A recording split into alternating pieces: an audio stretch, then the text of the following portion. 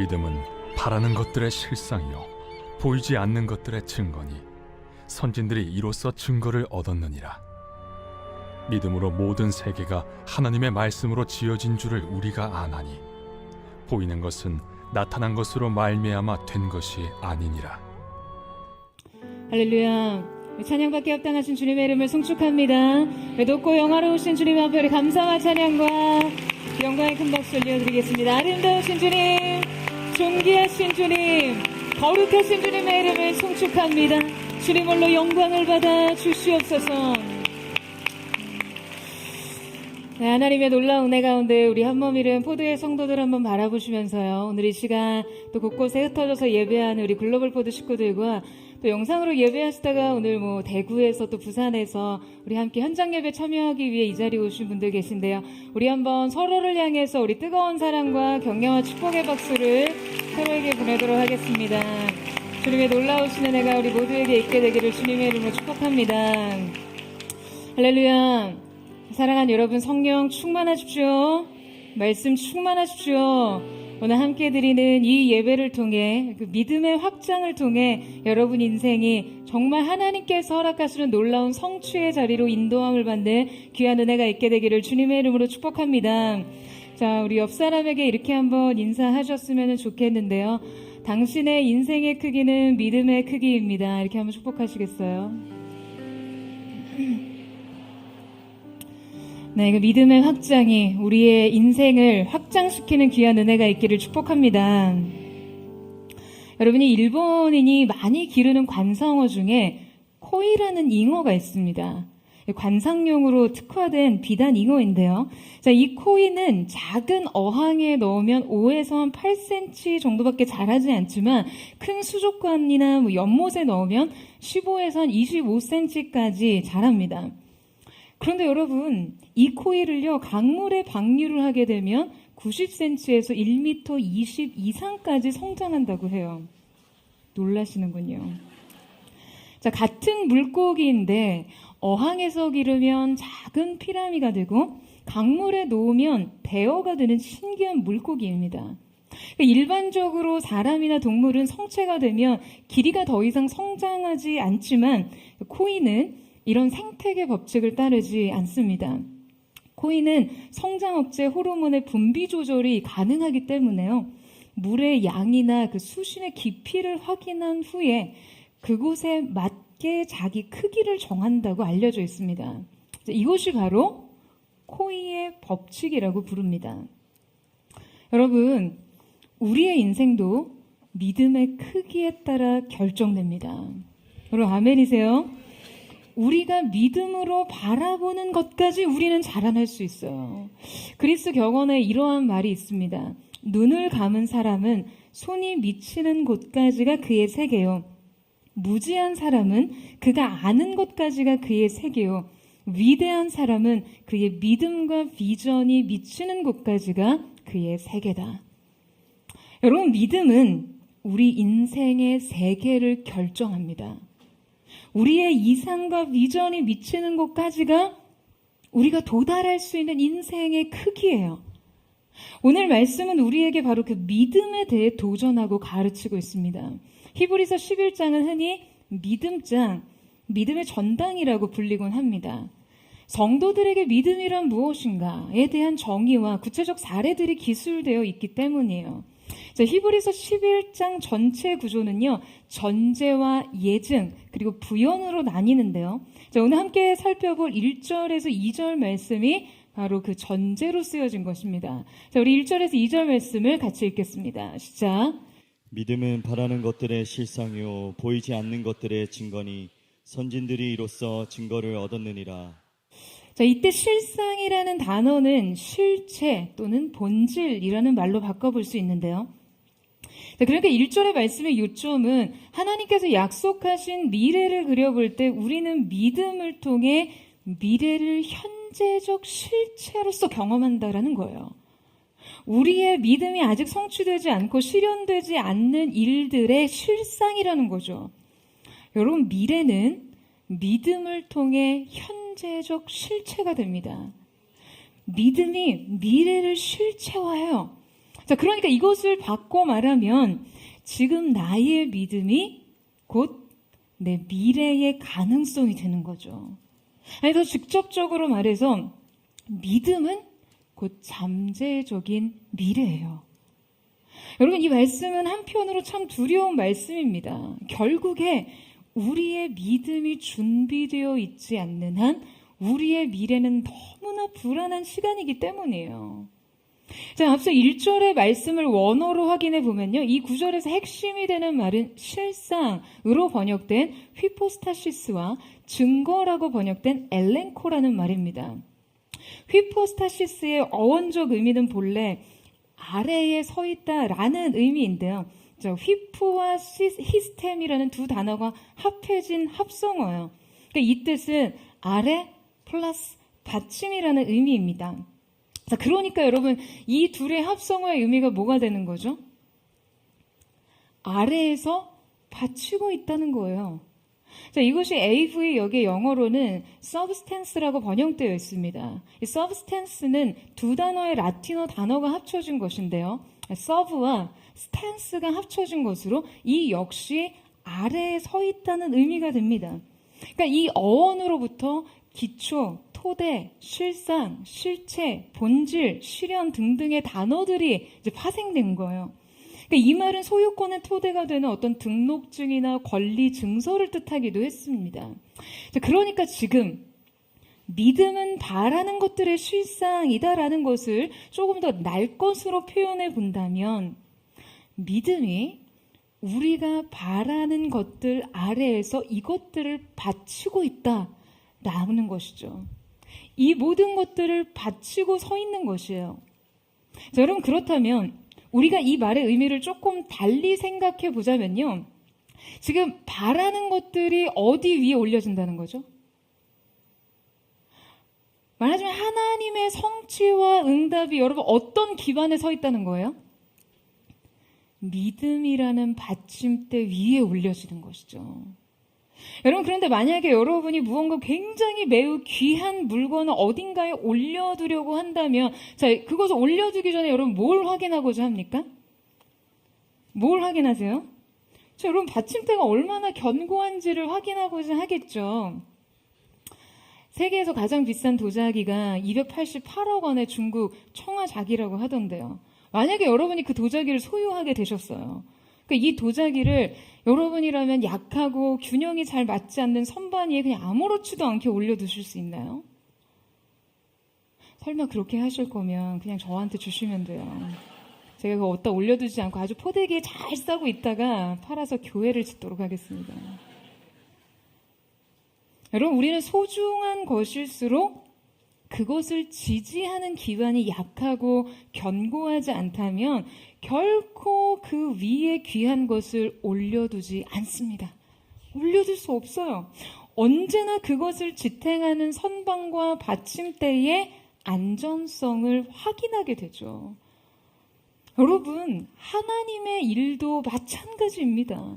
하나님께서 하나님의 역사를 우리의 삶에 이루시고 그 말씀의 응답과 성취를 허락하시기 전에 종종 먼저 그 받침대를 흔들어 보세요. 여러분, 뭘 흔들어요? 우리의 휘포스타시스를 흔들어 보시는 거예요. 우리의 믿음을 시험하십니다. 그 응답을 받을 준비가 되어 있는지, 그 성취를 지킬 준비가 되어 있는지 말이죠. 이 응답을 주시면 이것을 모두 쏟아버리는 인생이 아니라 이 성취를 온전히 소유하고도 견고하게 지킬 수 있는, 견고하게 설 수 있는 인생인지를 보고자 하시는 거예요. 하지만 하나님의 이 시험에서 많은 사람들은 그냥 와르르르 무너집니다. 하나님께서 인생을 흔들어 시험해 보실 때 그 믿음의 견고함을 입증하지 못해요. 여러분, 여러분의 믿음이 하나님의 말씀과 약속의 성취에 있어 이것을 충분하게 감당하고 소유할 만큼 강하고 견고하기를 소망하십니까? 여러분, 아멘이세요? 여러분, 그렇다면 우리는 먼저 믿음이란 과연 무엇인가를 깨달아야 합니다. 저는 사실 개인적으로 믿음에 대해 설교하는 것을 가장 좋아합니다. 그러니까 하나님에 대한, 하나님을 향한 믿음에 대한 이야기는 언제나 막 저를 흥분시켜요. 믿음에 대해 말하면서 이 학원들을 통해 저 또한 그 믿음을 강화시키고, 믿음은 들음에서 난다는 말씀처럼 이 믿음의 말들이 또한 듣는 모든 성도들의 믿음 속에 새로운 창조와 생성을 일으키는 것을 느끼거든요. 그야말로 믿음 안에서 영적인 약동이 일어나는 것을 보게 됩니다. 자, 오늘 우리는 함께 히브리서의 믿음장에 제시된 믿음의 속성을 깊이 있게 살펴보면서 우리의 믿음의 성장을 맛보기를 원하는데요. 자, 먼저 믿음이 발휘되기 위해서는 조건과 전제가 필요합니다. 믿음이란 무엇인가? 그 첫 번째 질문은 믿음의 전제는 무엇인가?입니다. 여러분, 믿음의 전제는 시선입니다. 믿음은 즉 바라봄이에요. 믿음은 일종의 시선 처리입니다. 믿음은 언제나 미래에 대한 전망을 품고 있어요. 물론 이때 성경에서 바라는 것들이라고 하는 것은요, 우리의 사소한 욕구나 욕심과 바람 혹은 어떤 공상적인 일을 말하는 것이 아니에요. 단지 우리가 지금 마음으로 꿈꾸고 바라는 어떤 세속적인 욕망의 그런 꿈을 말하는 것이 아닙니다. 지금 허영심 가득한 미래, 이기적인 욕구들, 탐욕적 소유와 맹목적인 집착에 관한 것이 아니에요. 믿음이 전망하는 것은요, 바로 하나님의 약속입니다. 아직 미래에 있지만 하나님이 약속하신 일들에 대한 것이죠. 하나님의 마음과 뜻이 향해 있는 것들과 주님께서 계획하신 것들 말이에요. 여러분, 이 믿음은 바라는 것들의 실상이라고 하길래 정말 오늘 좀 이 말씀을 듣고 드디어 바라고 바라던 일, 올해 이 결혼을 좀 하나 했는데 갑자기 좀 김이 된다. 이제야 내 집 마련, 소원 성취하는 비결을 터득하나 싶었는데 이 바라는 것들이 내가 원하는 소망과 바람이 아니라 하나님의 뜻과 계획이라고 하니까 설교 시작부터 흥미를 좀 잃어버리신 분 계신가요?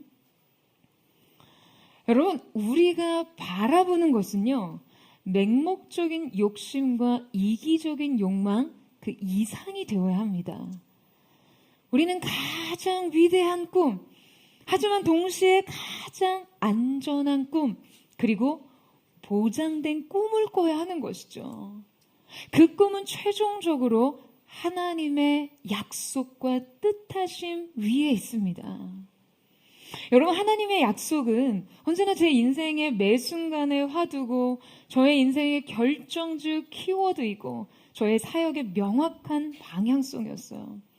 그 주님을 만난 이후에 그분이 역사하시는 방식과 비밀을 하나씩 이해하기 시작하니 저는 이 하나님의 약속이라는 것이요, 하나님의 역사를 이루어가시는 그분의 방식 안에서 얼마나 절대적인 것인가를 깨닫게 되었거든요.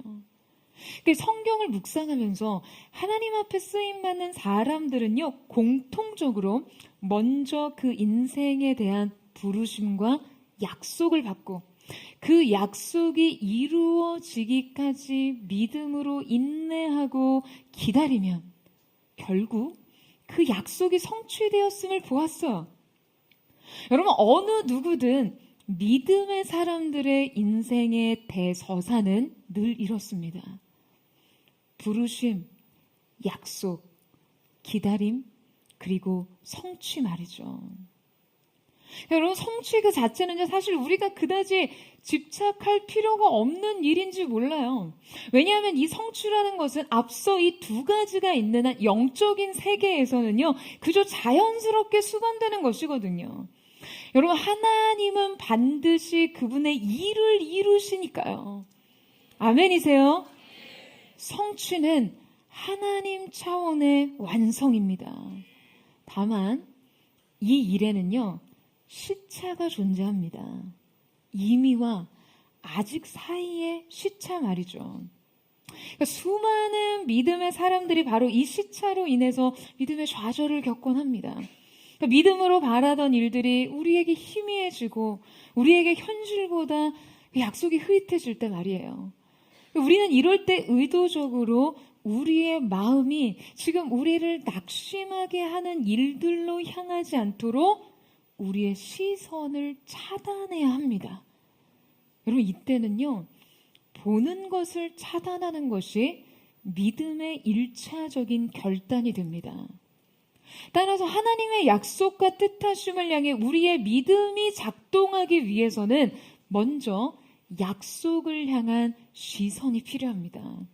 그러니까 무엇을 선명하게 바라봐야 할지 말이죠. 여러분, 욕망은요, 가장 먼저 보는 것으로부터 시작합니다. 우리가 무엇을 보지 않고 무엇을 간절히 또 구체적으로 원한다는 것은요, 이거 사실상 불가능한 일이죠. 인류 최초의 욕망, 이 선악과도요, 먼저 보암직했기 때문에 먹음직하게 느껴졌죠. 그러니까 이 욕망의 시작은 언제나 시선으로부터 비롯됩니다. 그래서 하나님께서도 우리에게 그분의 갈망을 심으실 때, 그분을 향한 갈망을 심고자 하실 때 그것을 우리의 눈앞에 펼쳐놓으세요. 그것을 바라보게 하십니다. 육신의 눈으로든 영의 눈으로든요. 여러분, 우리는 이렇게 반드시 본 것을 붙잡게 되어 있어요. 그래서 영으로, 육으로 봐야 꿈꿉니다. 하나님께서는 때로 영적으로 보는 것을 넘어 여러분, 이것을 좀 더 확증적으로 보여주시기 위해 그 하나님의 약속을 육적으로도 가시화시키시고는 하셨어요. 여러분, 믿음의 조상이라고 불리는 이 아브라함에게 하나님께서 이 믿음을 강화시키기 위해 가장 먼저 여러분 어떤 경험을 하게 하시나요?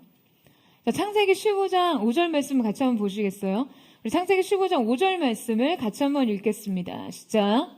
그를 이끌고 밖으로 나가 이르시되 하늘을 우러러 무뼈를 셀 수 있나 보라. 또 그에게 이르시되 내 자손이 이와 같으리라. 자, 하나님께서는 아브라함을 밖으로 데리고 나가 먼저 별을 보여주십니다. 그 하늘에 반짝이는 수많은 별들을 보이시면서 아브라함에게 말씀하세요. 우러러 무뼈를 셀 수 있나 보라. 그러니까 말하자면 한번 세어보라는 거예요. 분명 아브라함은 하나님의 이 명령 속에 별 하나, 별 둘, 별 셋, 그러니까 일단 그 시선 끝을 이 별들에 고정시켰을 거예요. 그러니까 수많은 별들이 마치 하늘에서 쏟아져 내릴 것처럼 반짝일 때 그는 깨닫죠. 하늘의 별들은 결코 셀 수 없이 많다는 것을요. 그러니까 눈에 도저히 다 담을 수 없을 정도로 많다는 것을요. 그는 눈으로 이것들을 생생하게 보았습니다. 그때 하나님께서는 그에게 말씀하세요. 내 자손이 이와 같으리라. 여러분, 생명의 조짐이라고는, 잉태와 출산의 가능성이라고는 전혀 없는 아브라함이 장래에 하나님이 자신의 인생 속에 허락하실 이 자녀들을 꿈꿀 때마다 여러분, 그는 무엇을 떠올렸을까요? 하늘에 쏟아지도록 많던 그 별들을 떠올렸겠죠. 미처 다 셀 수도 없고 눈에조차 담을 수 없던 그 수많은 별들 말이에요. 그가 분명 두 눈으로 보았던 이 반짝임들은 그의 영혼의 깊은 곳에 결코 지울 수 없는 잔상으로 남아 현실적인 능력과 한계가 그를 좌절시키고 그를 낙심시킬 때마다 그를 다시 일으켜 세웠을 거예요. 그 반짝임이, 그 영롱함이, 그 무수함이 기억의 잔상에서 결코 지워지지 않았기 때문에요. 사랑하는 여러분, 우리도 보아야 합니다. 여러분, 무엇을요? 이 약속의 무수한 별들을 봐야 돼요. 하나님의 약속의 성취에 앞서 여러분, 이것을 가시적으로 경험해야 합니다. 여러분, 황무지 같은 여러분의 삶 가운데 핀 장미꽃을 먼저 보세요. 사막 같은 삶 위에 내신 그분의 선명한 길을 보십시오. 변화되지 않는 한 오늘의 현실, 관계, 내 형편, 여러분 눈앞에 이것이 펼쳐져 있을 때 여러분 그냥 그것만 보지 마시고요. 반드시 그 안에 약속하신 성취를 보십시오. 여러분 아멘이세요? 여러분 이 세상에서 우리의 본향을 보시고요. 이 땅에서 천국을 보시고요. 내 옆에 한 사람 속에서 그분의 선하심을 보세요. 좌절된 인생 안에서도 소망을 보시고요. 수치와 모욕 속에서도 회복과 영광을 보십시오. 여러분 이것이 여러분에게 요구되는 믿음의 시선입니다. 저는 저와 여러분 가운데 이 시선의 결단이 있게 되기를 주님의 이름으로 축원합니다. 여러분의 시선을 믿음 안에 가두는 역사가 있기를 예수님의 이름으로 축복합니다. 믿음이란 무엇인가? 두 번째 질문은 믿음의 작용은 어떻게 일어나는가입니다. 여러분 우리의 삶에 이 믿음이 작용을 하면 어떤 일이 일어날까요? 이 믿음의 작용은 실체를 부여합니다. 여러분 불신자들에게 하나님의 말씀에 게시된 모든 것들은요 모호하고 비현실적인 것으로 보여요. 그들에게 하나님의 존재와 믿음은 망상에 불과합니다. 왜냐하면 그들에겐 그것을 지각할 만한 도구가 없기 때문이에요. 매체가 없기 때문이에요. 자, 고린도전서 2장 14절 말씀을 같이 한번 읽겠습니다. 시작. 육에 속한 사람은 하나님의 성령의 일들을 받지 아니하나니 이는 그것들이 그에게는 어리석게 보이며 또 그는 그것들을 알 수도 없나니 그러한 일은 영적으로 분별되기 때문이라.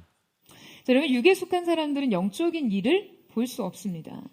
하지만 영에 속한 이상 영의 일을 분별할 줄 알아야 돼요. 왜냐하면 우리에겐 이것을 볼 수 있는 감각기관이 존재하기 때문이죠. 여러분 두 사람이요 배의 갑판에 서서 먼 수평선을 바라보고 있습니다. 그러니까 한 사람은 아무것도 보지 못했고요. 또 다른 한 사람은 멀리 떨어진 그 증기선의 세부적인 외관을 구체적으로 설명하고 있었어요. 자, 여러분 이거 어떻게 된 일일까요? 바로 앞선 사람은요 그저 맨눈으로만 보고 있었고 후자는 망원경으로 사용하고 있었기 때문이죠. 그러니까 망원경이라는 매체를 통해서 자연적인 시야 밖의 대상을 볼 수 있었습니다. 그러니까 분명 존재하지만 시각 범위 밖에 있어서 볼 수 없던 일들을 지금 이 망원경이라는 굉장히 강력한 유리가 우리의 망각신경 앞으로 이 대상들을 끌어오는 것이죠. 자, 여러분 이처럼 성령님께서는 우리의 영혼에 새로운 영적인 감각을 열어주셔서 우리가 육체적 감각 범위 밖의 일들을 볼 수 있게 하시고 그것들을 영혼 속에 실제가 되게 하십니다. 여러분 이 사실을 믿으세요? 영적인 세계의 일을 분별할 수 있도록 하시는 거예요. 그러니까 육신에 속하지 않는 신령한 것을 감각할 수 있게 하셔서 신령한 세계에 지금 존재하는 그분을 보고 믿고 이 영적인 실제를 붙잡고 살아가게 하시는 것이죠. 그 믿음은 모호하고 비현실적이고 아예 존재하지 않을 것 같은 세계를 시각화하여서 실체를 부여하는 거예요. 여러분 그래서 이 믿는다는 것은요 보는 행위와 매우 닮아 있습니다. 믿음을 강화한다는 것은 영적 세계의 일들을 계속해서 주목하고 바라보는 것, 그려보는 것과 매우 닮아 있어요. 여러분 우리는 영으로든 육으로든 반드시 본 것을 붙잡게 되어 있습니다. 본 것을 확신하게 되어 있어요. 그래서 우리는 집요하게 바라보되 여러분 이 바라보는 것을 우리 안에서 실체화해야 합니다. 여러분 아멘이세요? 플로렌스 채트웍이라는 여성은요, 이 영국과 프랑스를 가로지르는 이 도버 해협을 왕복으로 헤엄쳐 건넌 최초의 여성이었어요. 그녀는 34살의 나이에 또다시 산타 카탈리나 섬에서 캘리포니아 해안까지 수영으로 횡단하겠다는 목표를 세웠는데요. 1952년 이 7월 바다는요, 마치 얼음처럼 채워진 욕조같이 차가웠고 안개는 너무나 짙어서 그녀를 호위하는 보트마저 이 시야에 들어오지 않았습니다. 근데 그럴 때 그녀는 이 목표에 도전하여 거침없이 바다에 입수를 합니다. 그러니까 상어떼들이 홀로 남겨진 그녀 주변을 맴돌았고 그들을 쫓아내기 위해 그녀를 호위하는 보트들이요, 이제 그녀 주변에서 다 총구를 겨누고 있는 상황이었는데요. 그녀를 응원하기 위해 플로렌스를 뒤따르는 보트 위에서 그녀의 어머니와 트레이너는 이제 얼마 남지 않았다고, 조금만 더 힘을 내라고, 거의 다 왔다라고 소리치며 그녀를 북돋았어요. 하지만 정작 그녀 눈에 보이는 것은 짙은 안개뿐이었습니다. 결국 이 플로렌스는 이 횡단을 포기하고 배 위로 올라오는데요. 언 몸을 녹이면서 그녀는 방송 기자들의 질문에 이렇게 대답합니다. 변명을 하려는 게 아니라 육지가 보이기만 했어도 전 끝까지 해냈을 거예요 라고 말합니다. 그녀를 패배시켰던 것이 혹독한 추위나 극한의 피로감이 아니었어요. 안개에 가리워 그녀의 목표를 볼 수 없던 것이 문제였던 것이죠. 결국 2달 뒤에 플로렌스는 다시 도전합니다. 자, 그런데 이번에도 똑같이 안개는 그녀에게 지독한 방해가 됐어요. 하지만 이번에는요, 앞선 남성의 기록보다 무려 2시간을 단축시키면서 산타 카탈리나 해협을 헤엄쳐 건넌 최초의 여성이 됩니다. 동일한 바다였고 비슷한 조건의 도전이었지만 이번에는 성공했어요. 그러니까 이 성공의 요인을 묻는 취재진에게 그녀가 그런 말을 합니다. 이번 도전에서는 저 안개 뒤편 어딘가에 그 육지가 있다라는 것을 끊임없이 상상해 왔을 뿐이었다고요. 여러분, 이 짧은 단거리 경기에서는요, 언제나 정확한 이 목표점이 시야에 보이기 때문에 모든 힘을 모아서 이 눈에 보이는 목표점을 향해 돌진할 수 있지만요, 이 마라톤과 같은 경기는 결승점이 보이지 않습니다. 그래서 이렇게 도무지 결승점이 시야에 확보되지 않는 경우에는 눈에 보이지 않는 결승점에 집중해서 계속해서 이것을 시각화하고 상상하는 훈련을 한다고 해요. 이 결승점에 대한 구체적이고 세부적이고 반복적인 상상이요, 이 실현 가능성을 놀랍도록 높일 수 있다는 것이죠. 여러분, 우리의 인생도 마찬가지입니다. 우리의 인생은요, 장거리 레이스와 같아요. 이 길고 긴 마라톤과 같고 거친 바다를 헤엄치며 횡단하는 것과 같습니다. 이때 하나님의 약속의 성취 앞에서 인생의 안개가 자욱해지면요, 우리의 믿음의 시야는 흐려집니다. 실제 눈에 보이는 아무 증거가 없는 채로 그냥 어둠 속을 허우적거려야 하는 것이죠. 자, 이때 우리의 눈앞의 어둠은 우리에게 숨막히는 절망을 가져다 줍니다.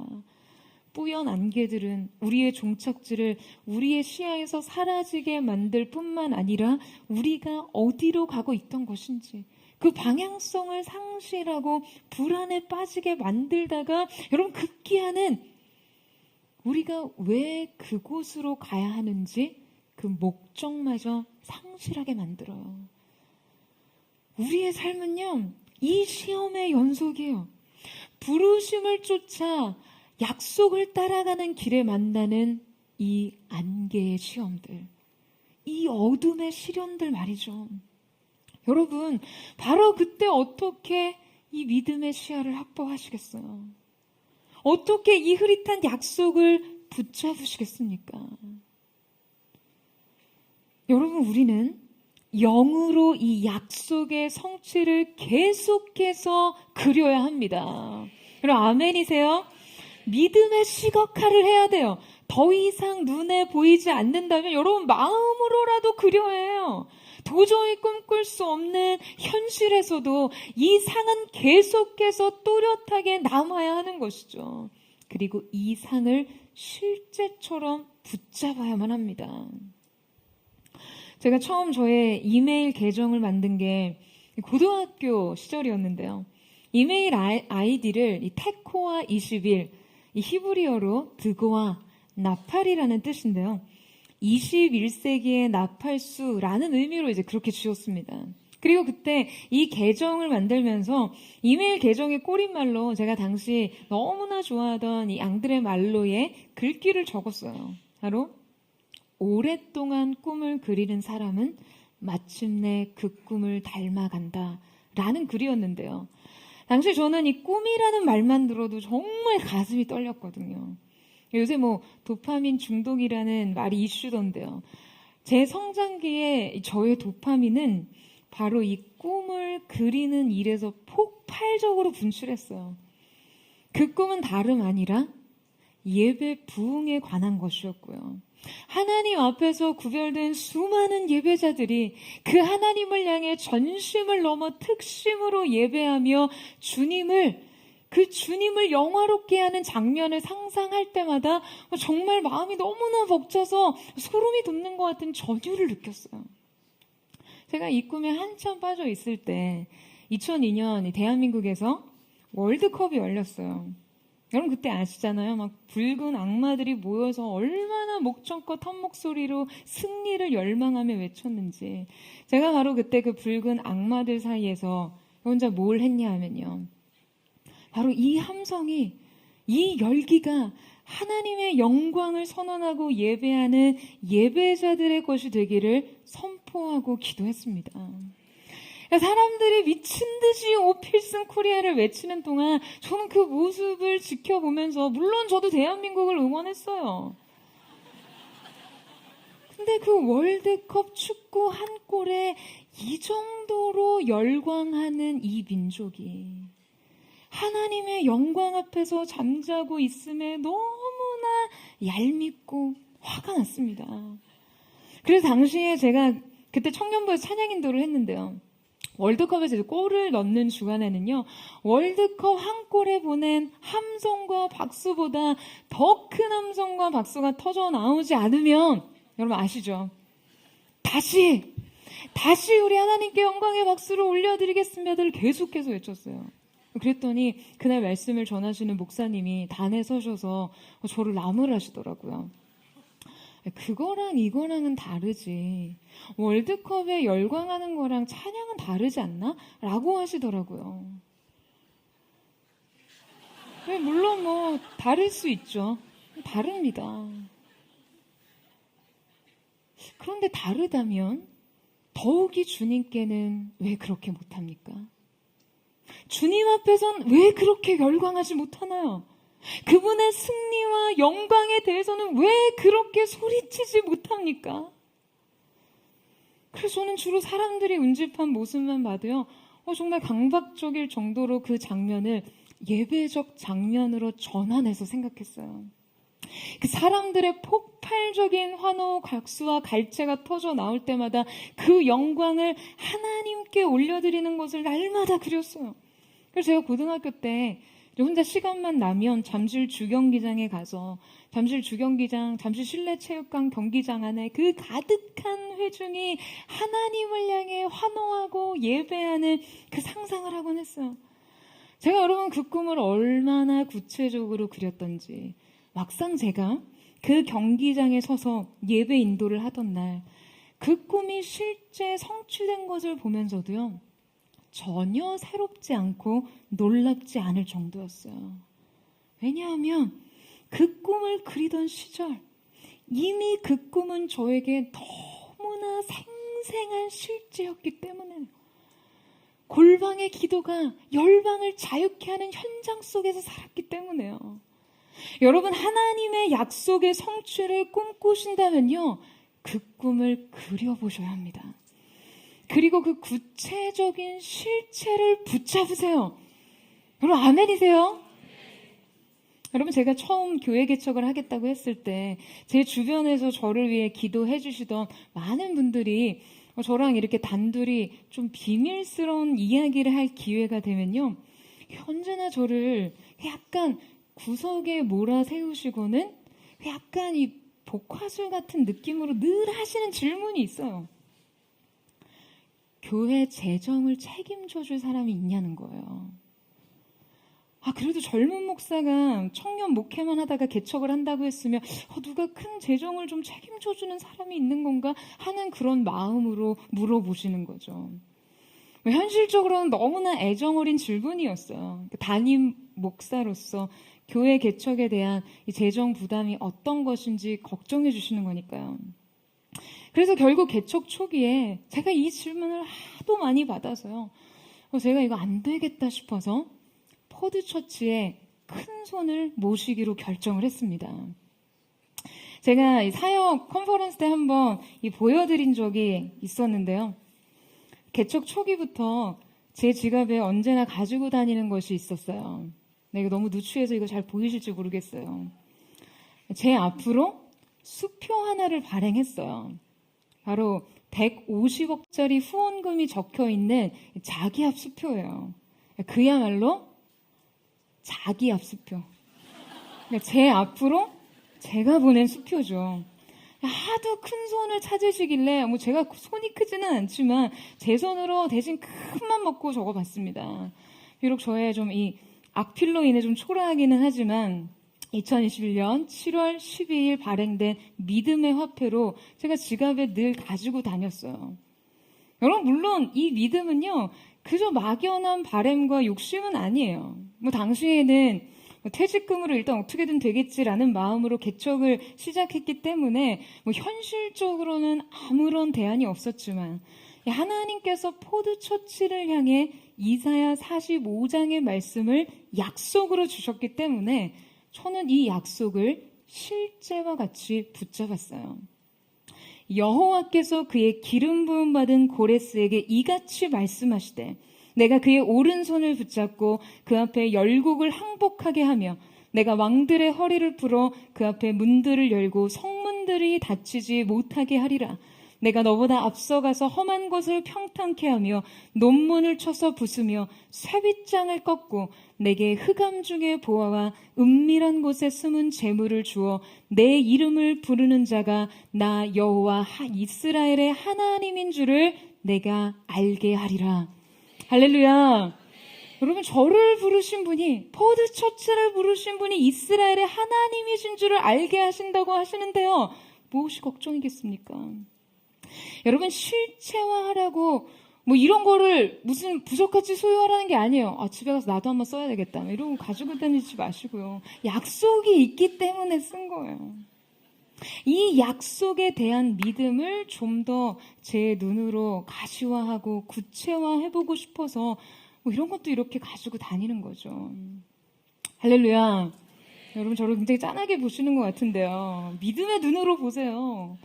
여러분, 아무리 대단한 재벌이라고 해도 여러분, 그 중에 자기 지갑에 150억짜리 수표 있는 재벌 있나요?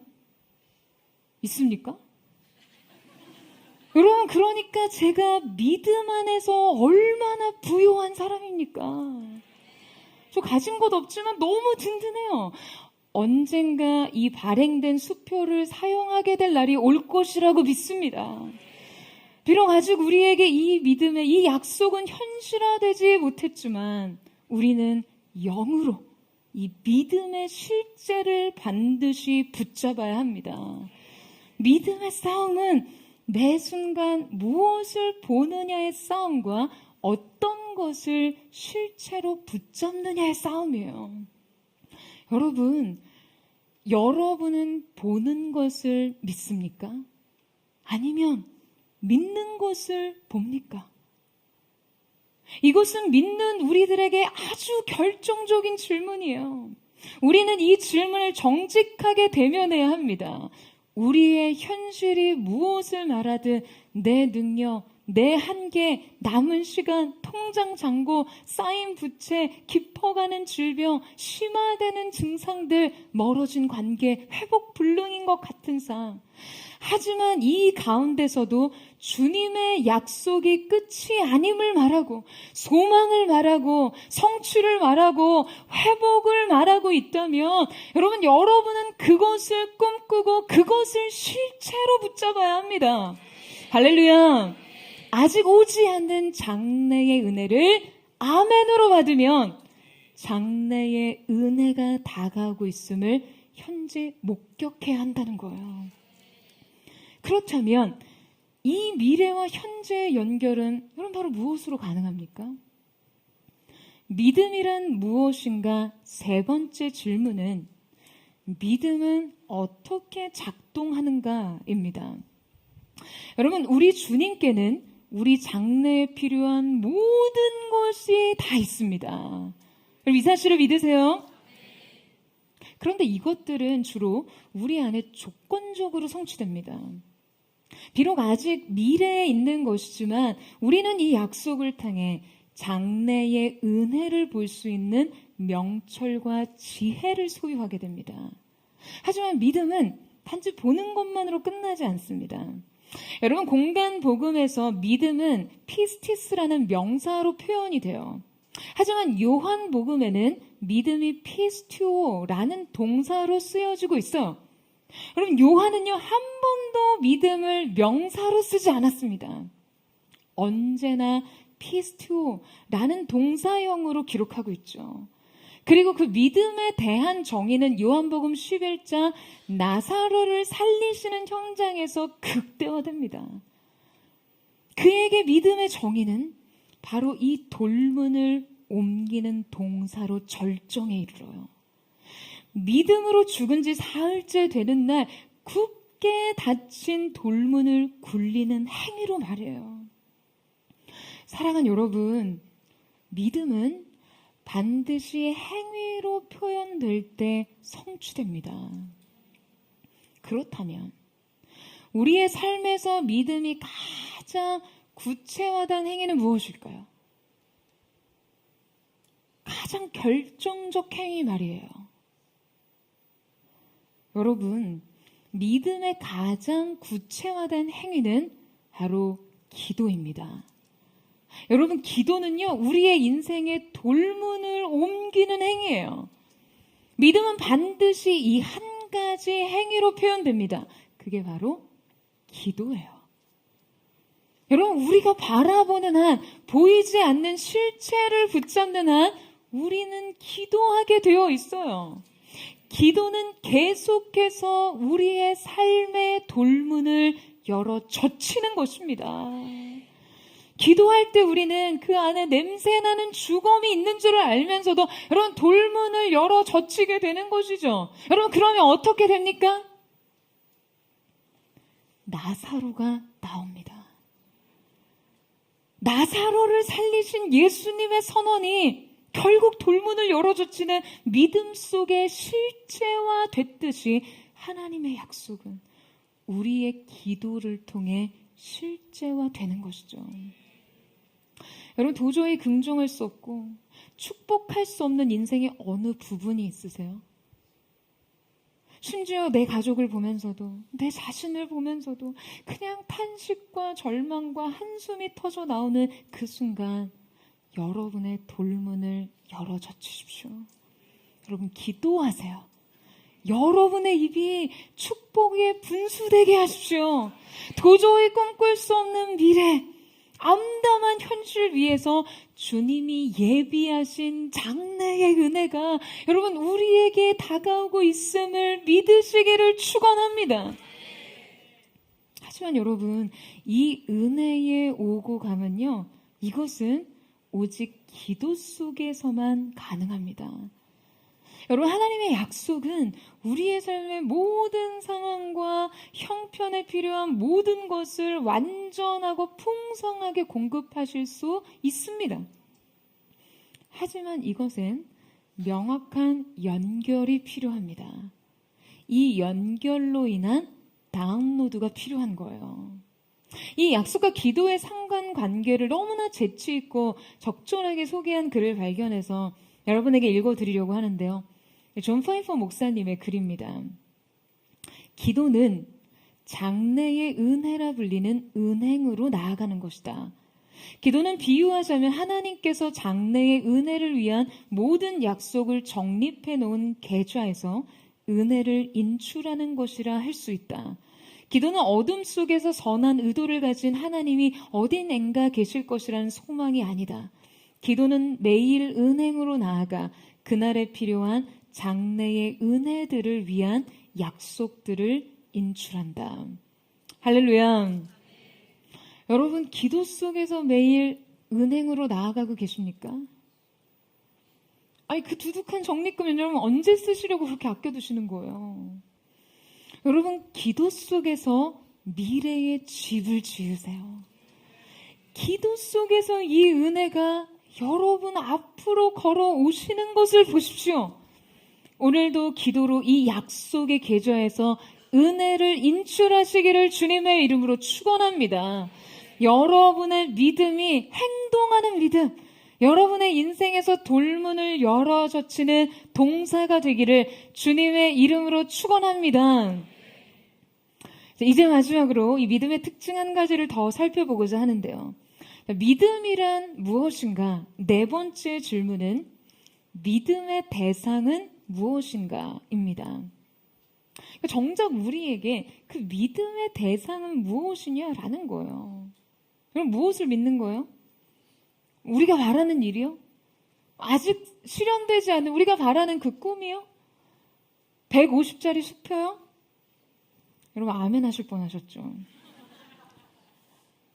여러분, 우리 믿음의 유일한 대상은 바로 하나님이십니다.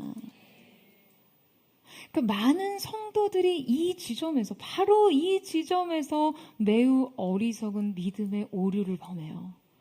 믿음의 대상을 자꾸 우리가 바라고 소망하고 꿈꾸는 것들에 두는 것 말이죠. 여러분, 우리의 믿음은 언제나 하나님을 향해 있어야 합니다. 여러분 아멘이세요?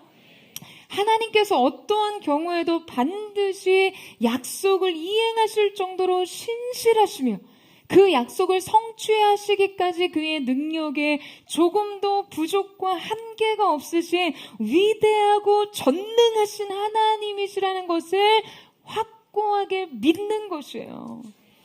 여러분, 우리는 이 믿음 안에서만 안전할 수 있습니다. 그럼 제가 너무나 사랑하는 말씀이 있는데요. 히브리서 6장 17절에서 18절의 말씀입니다. 자, 우리 함께 한번 읽어보도록 하겠습니다. 시작. 하나님은 약속을 기업으로 받는 자들에게 그 뜻이 변하지 아니함을 충분히 나타내시려고 그 일을 맹세로 보증하셨나니 이는 하나님이 거짓말을 하실 수 없는 이 두 가지 변하지 못할 사실로 말미암아 앞에 있는 소망을 얻으려고 피난처를 찾은 우리에게 큰 안위를 받게 하려 하심이라. 자, 여러분, 보통 사람들은 자신의 약속을 보증하기 위해 자신보다 더 가치 있는 것, 더 위대한 일을 두고 맹세를 하죠. 그러니까 우리가 무엇을 두고 이 담보를 두고 대출을 하거나 신용을 근거로 돈을 빌리는 것도 뭐 이런 논리입니다. 그러니까 우리가 약속에 대해 근거를 제시할 때도 보통 이 맹세를 제시하면서 쌍방 간의 그 논쟁을 그치게 하고 그 내용을 확정 짓죠. 그러니까 변치 않을 유력하고 권세 있는 대상을 두고 자신의 말의 진위와 약속을 보증하는 거예요. 그런데 여러분, 하나님께서는 자신보다 더 큰 분이 없으시기에 자신을 두고 맹세하십니다. 하나님께서는요, 하나님 그분 자신을 두고 우리에게 약속을 하신다라는 거예요. 할렐루야. 여러분 너무 놀랍지 않으세요? 여러분, 바로 이때 이 약속은 하나님의 맹세 그 자체와 하나님께서는 결코 거짓말을 하실 수 없다는 그 두 가지의 변치 못할 사실로 말미암아 확증됩니다. 하나님의 약속이라는 것이 바로 이런 것이죠. 주님의 능력과 신실하심을 의지하는 한 여러분, 우리는 이 약속의 성취를 볼 수 있습니다. 이 확고한 확신 속에서 우리는 장래의 은혜를 마치 우리가 이미 그것을 온전히 소유하고 있는 것처럼 기뻐하고 확신하고 찬양할 수 있게 하는 것이죠. 여러분, 결국 하나님의 약속을 향한 우리의 믿음은요, 우리의 영혼의 닷과 같아서 우리를 주님 앞에 붙들어 냅니다. 그리고 그 앞에서 보이지 않는 것들의 실체를 보고 아직 일어나지 않는 일들의 증거를 붙잡고 살아가게 하는 것이죠. 사랑하는 여러분, 보이는 것만 보고 살면 안 됩니다. 내 노력, 공로, 명확한 원인과 대가집을, 도덕적 선행, 과학과 이성, 물질과 증거, 여러분 이것만으로 여러분의 인생의 집을 지으시겠어요? 그렇다면 믿음은 대체 얼마나 무력한 것입니까? 여러분, 우리는 하나님의 선하시고 기뻐하시고 온전하신 뜻 안에서 그분의 약속을 구하고 그 약속 위에서 불가능을 꿈꾸고 살아야 합니다. 여러분, 아멘이세요? 여러분, 아멘이 이 정도십니까? 여러분, 아멘이세요?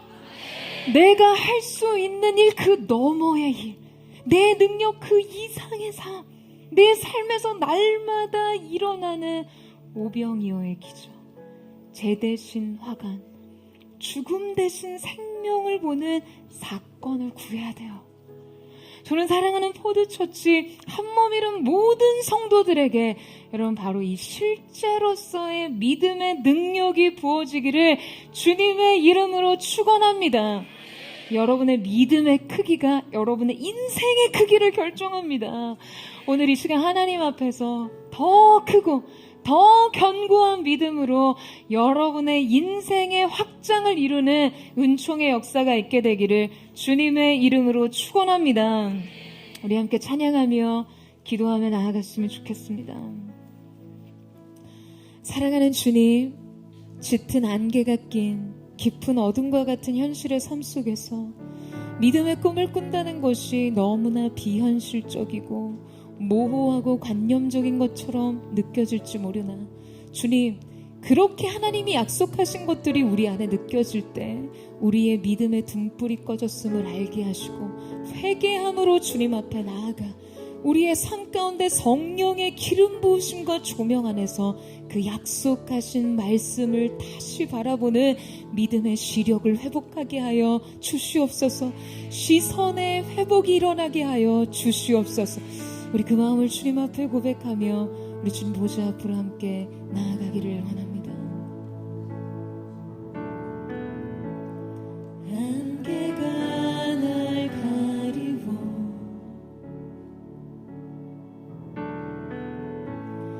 내 믿음 흔들리려 할 때 나 주님께 나아가네. 주님은 산 같아서, 주님은 산 같아서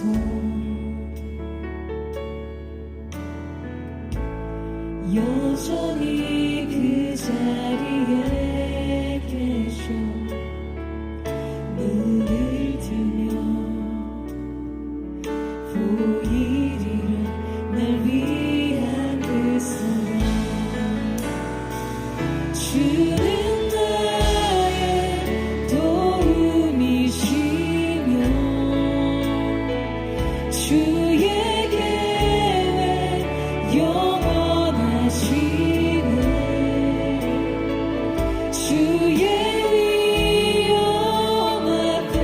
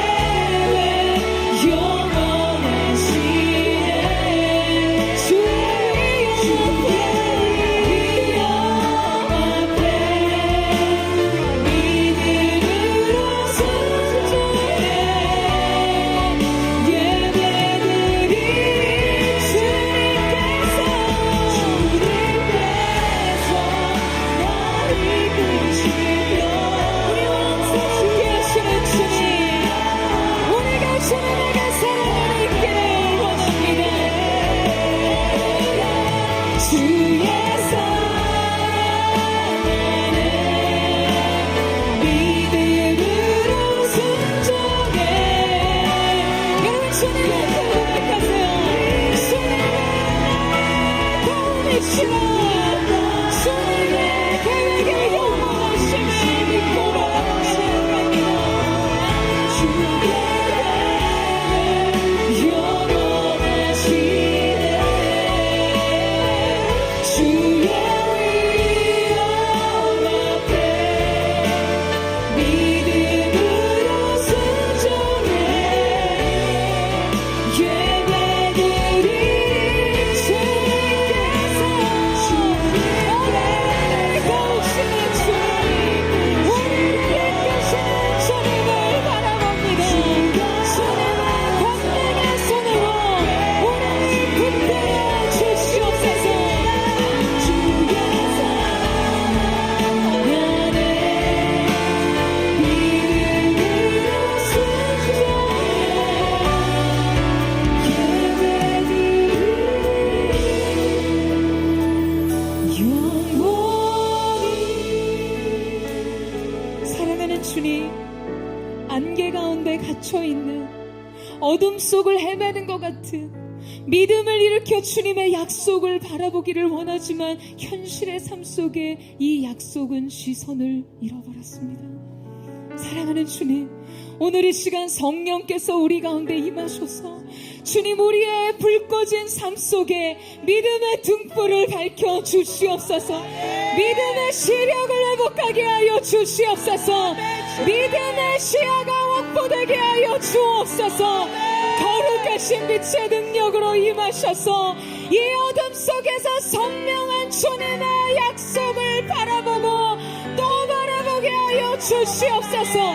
그려보고 또 그려볼 수 있도록 역사하여 주시옵소서. 믿음은 바라는 것들의 실상이라고 하셨습니다. 여러분 무엇을 바라보시겠어요? 무엇을 바라보시겠습니까? 오늘 주님 약속하신 말씀은 실제로 실체화된 내 미래로 주님 오늘 우리의 삶 속에 바라보기를 원합니다. 성령님 오셔서 조명하여 주시옵소서. 모든 인생의 안개를 거두시고 모든 어둠 속에 빛으로 임하셔서 주님을 보게 하여 주시옵소서. 우리 전심으로 주여 마음을 짓고 우리 역시나 동성으로 기도합니다. 주여, 사랑하는 주님, 때로 믿음의 시선을 들고자 해도 인생의 현실의 안개에 우리를 가두며 어둠 속에서 헤매는 마음으로 도무지 발견할 수 없는 약속의 본체 주님의 계획을 찾아볼 수 없는 하나님의 때로 사랑하는 주님, 오늘 이 시간 빛으로 임하여 주옵소서.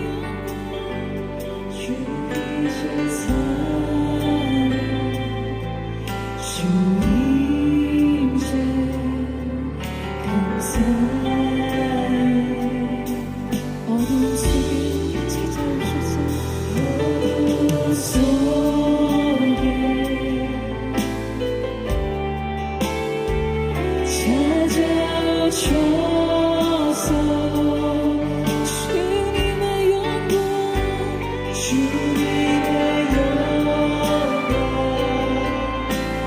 보게 하시네. 의심하는 나를 손 내밀어 잡아주시네. 두려운 마음 내려놓고 이 시간 우리가 전하신 주님을 바라봅니다. 주님의 믿음의 시선으로 주님을 보게 하여 주시옵소서. 주님을 보게 하소서.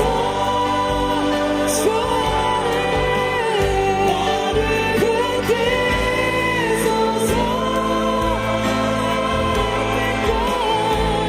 내 뜻과 내 생각 내려놓고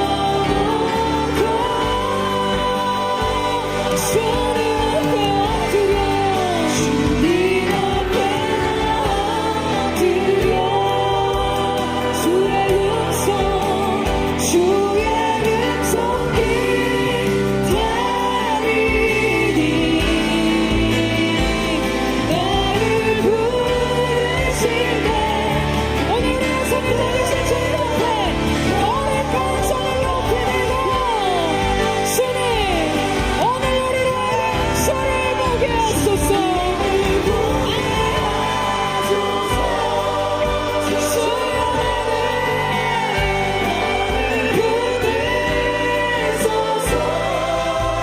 우리의 뜻, 우리의 생각, 우리의 모든 것을 주님 앞에 내려놓기를 원합니다. 오직 주님의 뜻이 이루어지기를 원합니다. 그 주님을 바라보며 나아갑니다. 할렐루야. 주님 앞에 엎드려 주의 음성 주의 음성 기다리니 나를 부르실 때 믿음으로 걸어가리.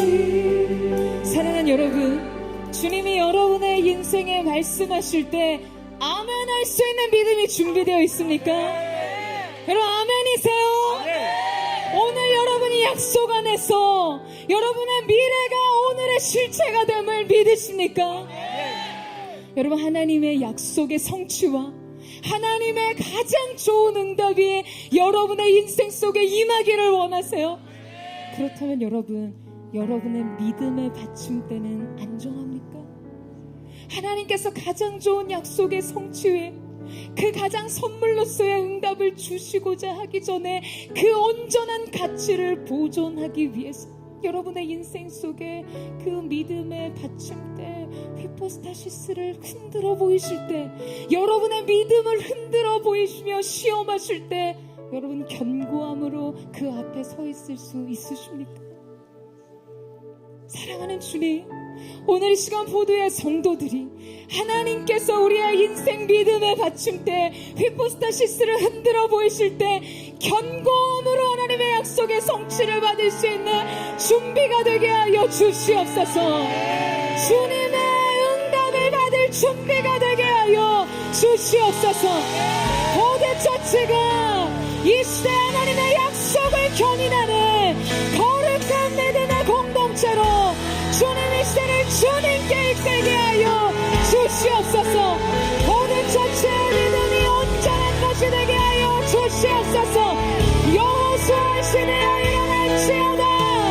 약속하신 땅을 믿음으로 취할지어다.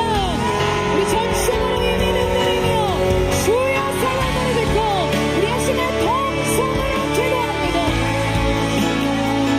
주여 주여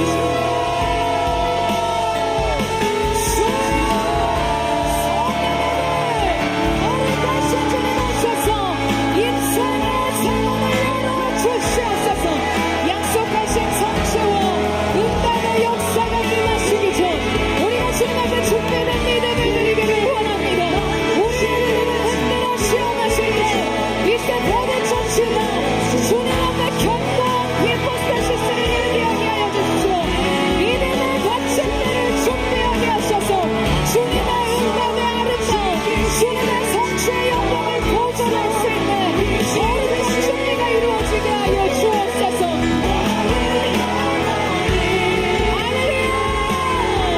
놀라우신 주님이 왔소서. 역사하여 주시옵소서. 우리의 삶의 문을 여실 주님, 신의 문을 여셔서 여호수아여 사내어 일어날지어다. 약속의 땅을 주어낼지어다. 두려움 없는 전진, 두려움 없는 전진, 전진하면 또 전진하는 이름으로 주 앞에 서게 하여 주옵소서.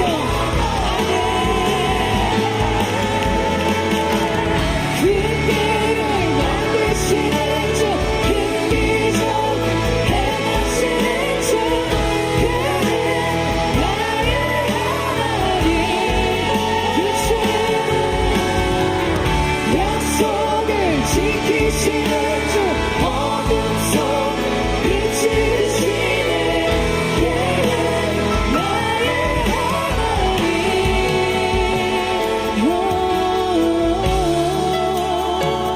예수님이 마셔서 거룩하신 성령님이 마셔서 우리의 믿음을 확장하시고 믿음의 견고한 받침이 예비되게 하여 주십시오. 임하소서. 주님의 임재로 역사하시고 오늘 이곳 가운데 운행하여 주옵소서. 할렐루야.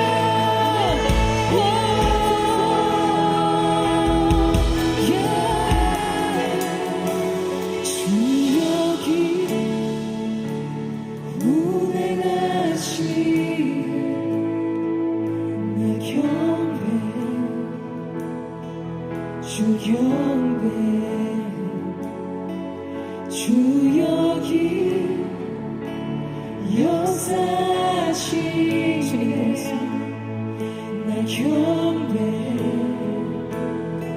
주 경배. 주리가 만지시는 주, 나 경배, 주 경배. 우리 마음 치료하시네.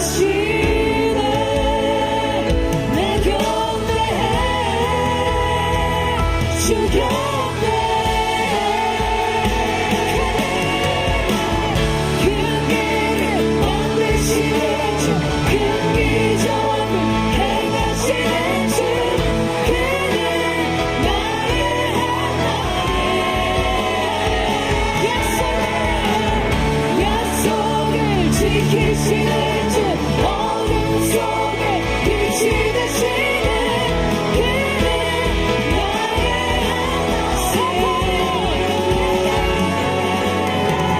큰 길을 만드시는 주, 큰 비전 행하시는 주, 그는 나의 하나님. 약속을 지키시는 주, 어둠 속에 빛이 되시는 그는 나의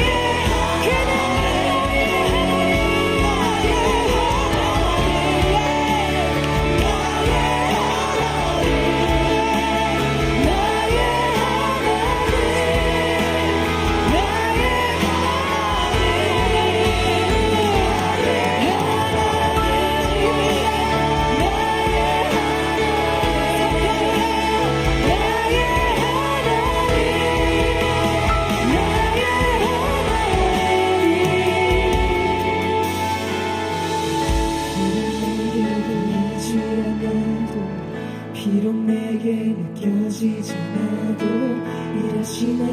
일하시네 주는 결코 멈추지 않네. 비록 내게 보이지 않아도 비록 내게 느껴지지 않아도 일하시네 주는 결코 멈추지 않네. 비록 내게 보이지 않아도 비록 내게 느껴지지 않아도 일하시네 주님.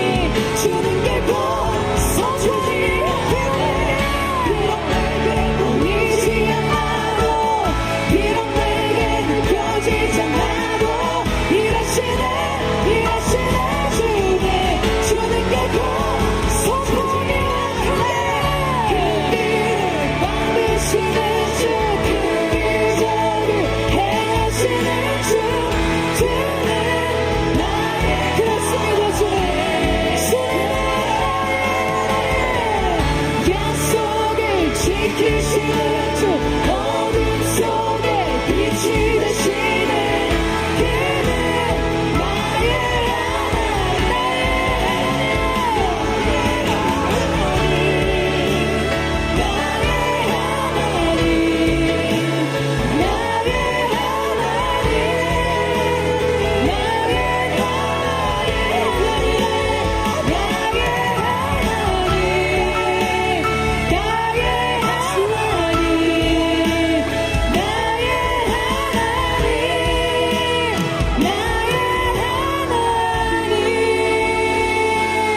할렐루야. 주님, 위대하신 하나님은 바로 나의 하나님이심을 믿습니다. 위대하신 하나님이 바로 나의 하나님이신 줄로 믿습니다. 여러분 아멘이세요?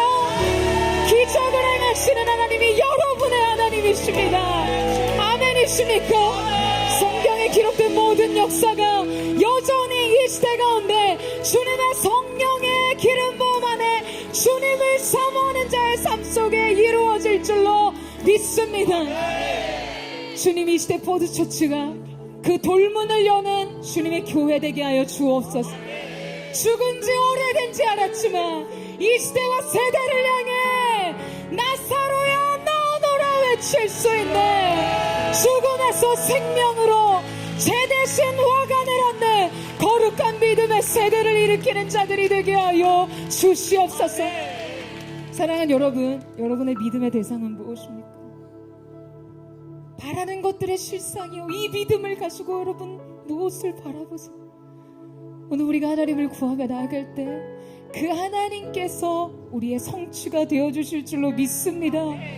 오늘 이 시간 여러분의 인생 속에 동일하게 닫혀있는 인생 돌문은 무엇인가요? 이미 사흘이 지났어요. 절망 끝에 절망입니다. 무기력 끝에 침체예요. 더 이상 뒤로 물러설 수조차 없는 침륜에 빠져있는 영혼 같은 우리의 삶의 현장 속에서 사랑하는 여러분, 믿음으로 그 돌문을 여십시오. 여러분의 믿음이 더 이상 명사로 기록되지 않게 하세요.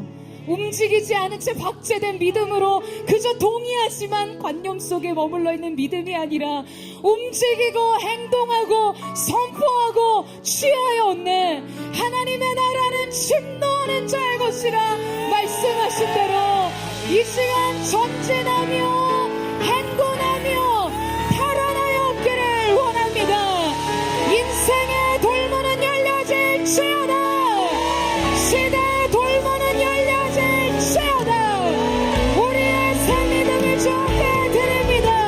새로운 비전, 새로운 약속, 새로운 부르심, 새로운 영광을 향해 전진하기를 원하오니 부으소서. 역사하여 주시옵소서. 우리 주여 사모는 주하시는 동성으로 기도합니다. 주여, 주여,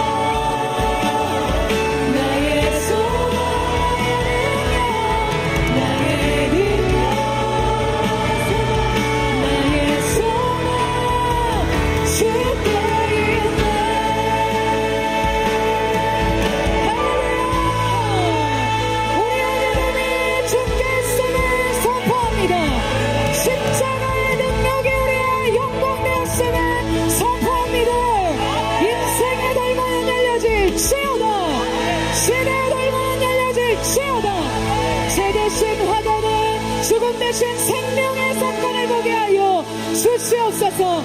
되게 함께 하실 주님 앞에 우리 감사와 찬양과 영광을 올려드리며 살아계신 예수님의 이름으로 기도드립니다.